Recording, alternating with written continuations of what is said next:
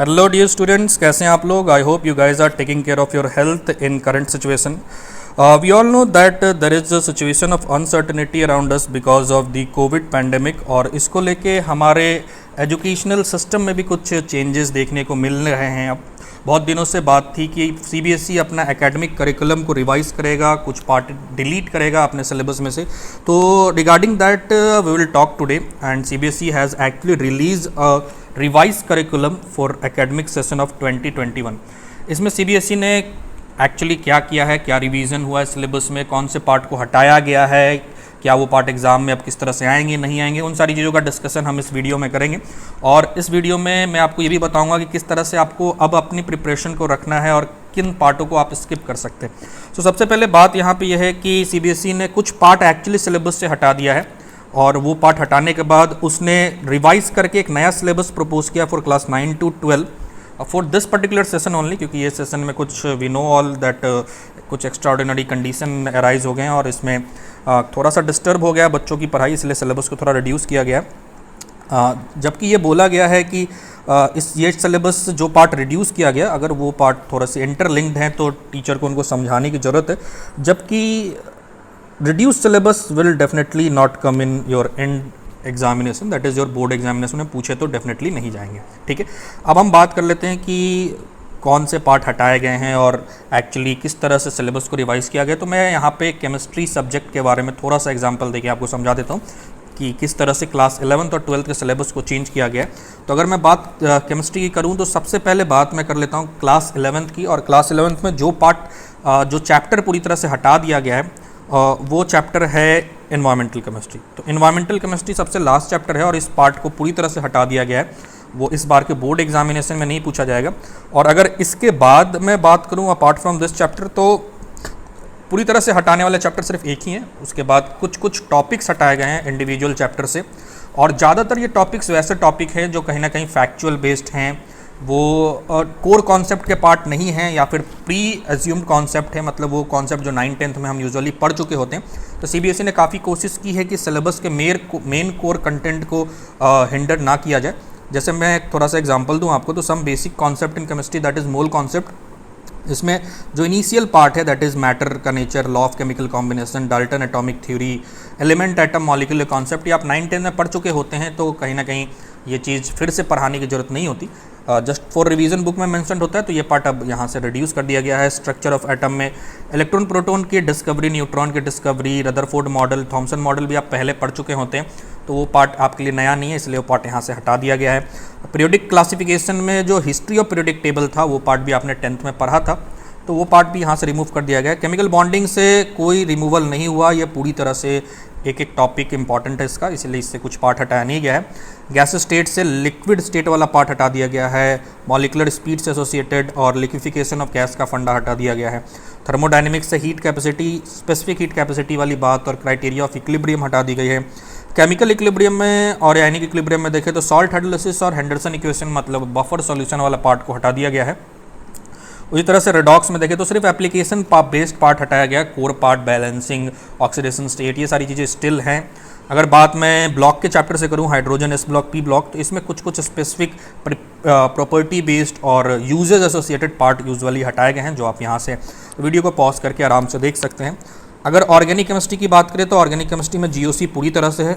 सिर्फ लास्ट में purification, qualitative और क्वांटिटेटिव एनालिसिस जो थोड़ा सा एक्सपेरिमेंटल केमिस्ट्री से एसोसिएटेड है, वो पार्ट हटाया गया है. हाइड्रोकार्बन में से सिर्फ free radical mechanism of halogenation, combustion और पैरालिसिस हटाया गया. जो अल्केन का बहुत ही छोटा सा पार्ट है, अल्कीन अल्काइन, पूरी तरह से चैप्टर के अंदर मेंटेन है. और इन्वायरमेंटल केमिस्ट्री को पूरी तरह से हटा दिया गया है. अब कुछ कुछ चेंजेस प्रैक्टिकल टर्म्स में भी हुए हैं. बात हम थियोरेटिकल कॉन्सेप्ट की पूरी तरह से कर लें. अगर बात मैं क्लास 12th की करूं तो क्लास 12th में जो चैप्टर हटाया गया, यहाँ पे एक्चुअली एक से ज़्यादा चैप्टर को पूरी तरह से हटाया गया, क्योंकि इनके बोर्ड के एग्जामिनेशन नियर हैं, इसलिए इनके पास ज़्यादा सिलेबस नहीं है, ज़्यादा टाइम नहीं है एक्चुअली, तो सिलेबस को रिड्यूस करना इंपॉर्टेंट है. तो एक तो मेटलर्जी चैप्टर, जिसे आप जनरल प्रिंसिपल ऑफ एक्सट्रैक्शन कहते हैं, वो पार्ट हटा दिया गया पूरी तरह से. उसके बाद अगर मैं बात करूँ तो पॉलीमर चैप्टर को पूरी तरह से हटा दिया गया है, और chemistry in everyday life chapter को भी पूरी तरह से हटा दिया गया है. इन 3 चैप्टर के रिमूवल के बाद जो पार्ट अपना बचता है, उसमें कुछ कुछ छोटे छोटे टॉपिक्स को हटाया गया.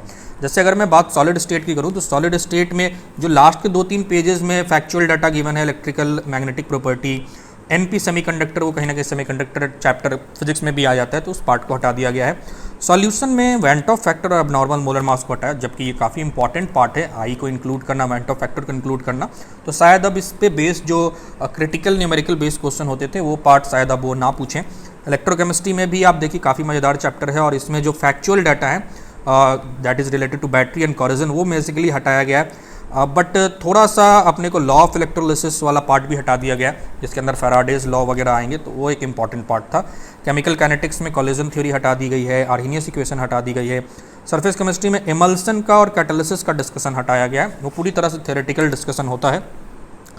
अब बात अगर ब्लॉक्स की करें, पी ब्लॉक DNA ब्लॉक में भी कुछ अगर आप बात करें तो प्रॉपर्टी एसोसिएटेड बातें और स्पेसिफिकली फॉस्फोरस के कुछ कंपाउंड के बारे में चीज़ें जो हैं वो थोड़ी सी हटा दी गई हैं। और DNF ब्लॉक में KMnO4 और K2Cr2O7 से एसोसिएटेड जो प्रिपरेशन और प्रॉपर्टी के काफ़ी इंटरेस्टिंग रिएक्शन थे वो पार्ट पूरी तरह से हटा दिए गए। तो मोर और लेस यहाँ पर अब आपको property general logical based question या DNF ब्लॉक से पूछे जाएंगे। कोऑर्डिनेशन कंपाउंड में आइसोमरिज्म वाला पार्ट हटाया गया है, ठीक है। और इंपॉर्टेंस ऑफ कोऑर्डिनेशन कंपाउंड जो एक छोटा सा टॉपिक रहता है जो NCERT में मेंशन्ड है वो पार्ट हटाया गया है। ऑर्गेनिक में अगर हम चलें तो हेलो एल्केन हेलोरीन में फिर से आप देखिए कि यूजेस की पार्ट जो लास्ट के 2 पेजेस में गिवन है वो हटाया गया है, बाकी सारा रिएक्शन एज इट इज़ है।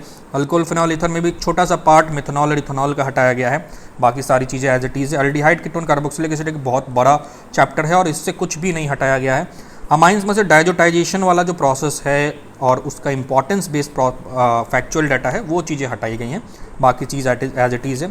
बायोमोलिक्यूल्स में थोड़ा रिडक्शन ज़्यादा है, ऑलिगोसैकेराइड और पॉलीसैकेराइड का पूरा डिस्कशन हटा दिया गया है। इंपॉर्टेंस बेस्ड जो फैक्चुअल बातें होती है वो हटा दी गई हैं। विटामिन्स हटा दी गई है, एंजाइम्स हटा दिया गया है, ठीक है।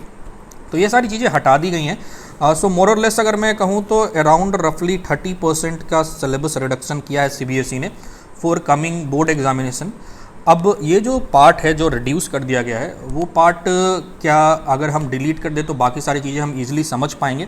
देखिए कुछ जगहों में ऐसा है, कुछ चैप्टर के लिए वैलिड है, सारे चैप्टर के लिए वैलिड नहीं है सारे, कुछ जगह तो आपको डेफिनेटली उस जो रिड्यूस पार्ट है उसको भी थोड़ा सा पढ़ना पड़ेगा लॉजिकल सेंस में, तो वो आपको पढ़ाया भी जाएगा। जबकि अगर हम सिर्फ बोर्ड के एग्जामिनेशन के टर्म में बात करें तो क्वेश्चन इन पार्ट से तो डेफिनेटली नहीं आएगा जो अभी तक क्लियर है। कुछ और डाउट आपके मन में हो सकते हैं कि क्या JEE मेंस, एडवांस, नीट और इनके सिलेबस भी रिड्यूस हो जाएंगे, तो अभी उसके लिए कोई नोटिफिकेशन नहीं है, will wait for that. But for my suggestion will be कि आप अपनी प्रिपरेशन रेगुलर टर्म में ही कंप्लीट सिलेबस को लेके करते रहिए if you are focusing on competitive examination like JEE main, advance and NEET. हाँ, बोर्ड के लिए डेफिनेटली सिलेबस अब रिड्यूस हो चुका है। So all the best, keep your preparation high and thank you very much. Thanks for watching. Please like, share and subscribe for further updates.